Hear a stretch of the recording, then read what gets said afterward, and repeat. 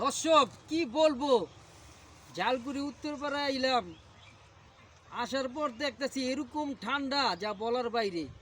কি বলবো, মানে সূর্য মামায় যেভাবে রাগ করছে আমগো প্রতি, আমার মনে হয় এই বছর আর গরম আর আমরা মনে হয় পামু না। সূর্য মামার কাছে দুই হাত তুললে কইতাছি, সূর্য মামা একটু ফুসকি দিয়ে চান, সূর্য মামায় চায় না। এখন কি করমু দিশা পাইতাছি না। জালকুড়ি উত্তরপাড়ায় গেছি গা ফাইসা, ঠিক আছে। এখন শীতের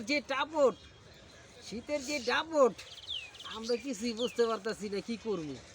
এতটা ঠান্ডা, আহারে ঠান্ডা রে, এই ঠান্ডার যন্ত্রণায় আজকে 15 দিন ধরে মামা ভাই নিয়ে দুজনে গোসল করি না, ঠিক আছে।